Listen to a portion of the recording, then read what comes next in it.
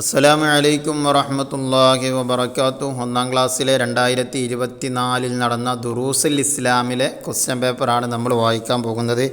ഇൻഷാ അല്ലാഹ് നമ്മുടെ തഫ്ഹീമുൽ ഖിറായിലെ 4-ാമത്തെ പാഠമാകുന്ന അസ്വല എന്ന പാഠം 17-ാമത്തെ പേജിലാണ് ഉള്ളത്. അതുപോലെ തന്നെ ഇലൽ ഖലാ എന്ന് പറയുന്ന 7-ാമത്തെ പാഠം 28-ാമത്തെ പേജിൽ, അതുപോലെ അല്ലാഹു അക്ബർ എന്ന് പറയുന്ന 10-ാമത്തെ പാഠം 41-ാമത്തെ പേജിൽ, 13-ാമത്തെ പാഠം അൽ ഇഹ്തിറാം എന്ന് പറയുന്ന പാഠം 53-ാമത്തെ പേജിൽ, 18-ാമത്തെ പാഠം ബിസ്മില്ലാഹ് എന്ന് പറയുന്ന പാഠം 75-ാമത്തെ പേജിൽ. ഈ പേജിൽ നിന്നാണ് ഈ 2024 പരീക്ഷകളിലൊക്കെ ചോദ്യങ്ങൾ വന്നിട്ടുള്ളത്.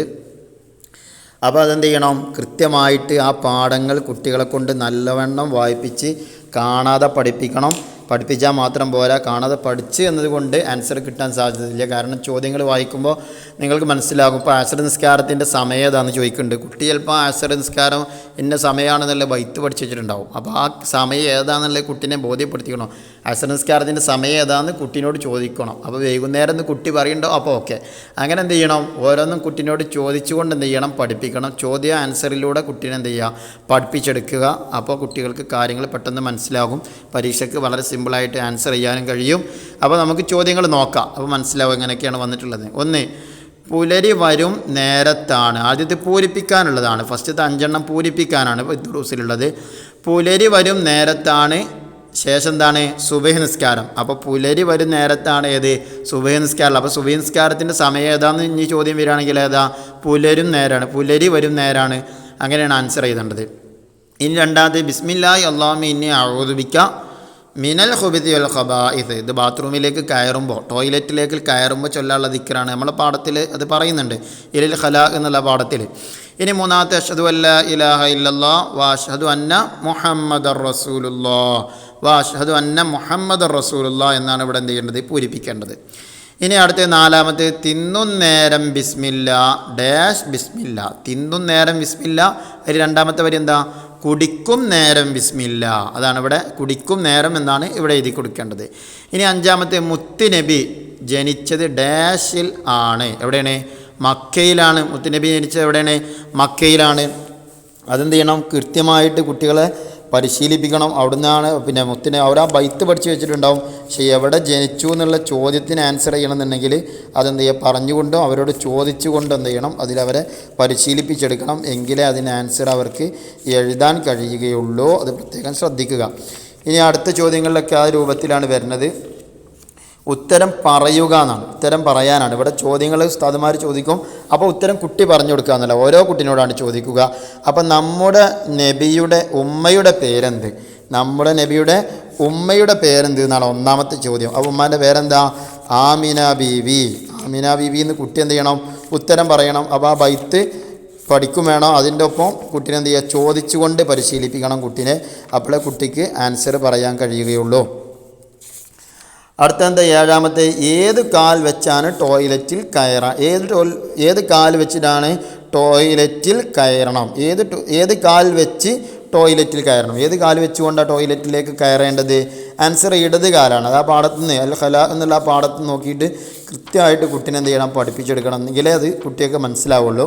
ഇലൽ ഖലാ എന്നുള്ള പാഠത്തു നിന്ന്. അടുത്തത് എന്താണ്, അദാൻ വിളിക്കുമ്പോൾ അവസാനം പറയുന്നത് എന്ത്. വാങ്കിൻ്റെ ലഫ്ളുകളിൽ പാഠത്തിൽ പറഞ്ഞിട്ടുണ്ടല്ലോ, അല്ലാഹു അക്ബർ എന്ന് പറയുന്ന ആ 10-മത്തെ പാഠത്തിൽ അതിൽ അവസാനം എന്താ, ലാ ഇലാഹ ഇല്ലല്ലാഹ്. അതാണ് അവസാനമായിട്ട് വരുന്നത് എന്നുള്ളത് കുട്ടിനെ ബോധ്യപ്പെടുത്തി കൊടുക്കണം. ഇനി അടുത്തെന്താ, എങ്ങനെയാണ് സലാം അടയ്ക്കേണ്ടത്, എങ്ങനെയാണ് സലാം അടയ്ക്കേണ്ടത്. ആൻസർ വ അലൈക്കുമുസ്സലാം വ റഹ്മത്തുള്ളാഹി വ ബറകാതുഹു. അൽ ഇഹ്തിറാം എന്നുള്ള പാഠത്തിലാണ് ഉസ്താദ് സലാം പറയുന്നു, ഉപ്പ സലാം അടക്കുന്നു. അവിടെയാണ് അത് കൊടുത്തിട്ടുള്ളത്. അത് ആ പാഠം നോക്കി കുട്ടികളെ പ്രത്യേകം ചെയ്യണം, പരിശീലിപ്പിക്കണം. ഇനി അടുത്തത്, എപ്പോഴാണ് അസർ നിസ്കരിക്കേണ്ടത്. കണ്ടാ, എപ്പോഴാണ് അസർ നിസ്കരിക്കേണ്ടത്. അപ്പോൾ എപ്പോഴാണ്, വൈകുന്നേരം എന്ന് കുട്ടിക്ക് എന്ത് ചെയ്യണം, ആൻസർ എഴുതാൻ കഴിയണം. കുട്ടി ചിലപ്പോൾ അത് പഠിച്ചു വെച്ചിട്ടുണ്ടാവും. ആൻസർ ബൈത്ത് കുട്ടി പഠിച്ചു വെച്ചിട്ടുണ്ടാവും. അസ്സലാം എന്നുള്ള ആ പാഠത്തിൽ നിന്ന് കുട്ടി പഠിച്ചു വെച്ചിട്ടുണ്ടാവും. ഏത് സമയത്താണ് നിസ്കാരം എന്നുള്ളതൊക്കെ ബൈത്ത് ഇങ്ങനെ ചൊല്ലി പഠിച്ചിട്ടുണ്ടാവും. അതുകൊണ്ട് കാര്യമുണ്ട്. വൈകുന്നേരമാണ് അസർ നിസ്കാരം എന്ന് കുട്ടി പഠിച്ചിട്ടുണ്ടാവും. പക്ഷേ ഈ ബൈത്തിൽ വൈകുന്നേരം എന്ന് കുട്ടി പറയുണ്ടാവും, പക്ഷേ അത് ആ സമയം എങ്ങനെയാണെന്നുള്ള കുട്ടിക്ക് ബോധ്യപ്പെട്ടിട്ടുണ്ടാവില്ല. അപ്പോൾ അസറിൻ്റെ സമയം ഏതാണെന്ന് കുട്ടിനോട് ചോദിക്കുക. അപ്പോൾ കുട്ടി വൈകുന്നേരം എന്ന് ആൻസർ പറയണം. ആ രീതിയിൽ കുട്ടിനെ എന്ത് ചെയ്യണം, പരിശീലിപ്പിക്കണം. അതുപോലെ തന്നെ മഗ്‌രിബ് നിസ്കാരം എപ്പോഴാണെന്ന് കുട്ടിനോട് ചോദിക്കുക. അപ്പോൾ കുട്ടി പറയണം സന്ധ്യ നേരത്താണ് എന്ന് കുട്ടി പറയണം. ചിലപ്പം ബൈത്ത് ഫുള്ള് പഠിച്ചാലും ഈ സന്ധ്യ നേരം എന്ന് കുട്ടിക്ക് പറയാൻ കിട്ടില്ല. അത് നമ്മൾ എന്ത് ചെയ്യണം, കുട്ടിനെ പരിശീലിപ്പിച്ചെടുക്കണം. ആ കാര്യം പ്രത്യേകം എന്ത് ചെയ്യണം, ശ്രദ്ധിക്കണം. അതുപോലെ തന്നെ നബി സല്ലല്ലാഹു അലൈഹി വസല്ലമ തങ്ങളെക്കുറിച്ചുള്ള മുത്തുനബി സല്ലല്ലാഹു അലൈഹി വസല്ലമ തങ്ങളെക്കുറിച്ചുള്ള ബൈത്തുണ്ടല്ലോ, മുത്തുനബി മക്ക ദിക്കിൽ വരുന്നു, അബ്ദുള്ള എന്നൊരു മകനായി പിറന്നു എന്നൊക്കെ പറഞ്ഞിട്ട് അതിലൊക്കെ ആമിന ബീവി എന്ന് പേരും കാര്യങ്ങളൊക്കെ ഇങ്ങനെ പറയുന്നുണ്ട്. അതൊക്കെ കുട്ടീനോട് എന്ത് ചെയ്യുക, ചോദിച്ചുകൊണ്ട് തന്നെ കുട്ടീനെ എന്ത് ചെയ്യണം, മനസ്സിലാക്കിപ്പിക്കണം. ഓരോ കാര്യങ്ങളും ബൈത്ത് ഇങ്ങനെ കാണാതെ പഠിച്ചാൽ ചിലപ്പം കിട്ടൂല.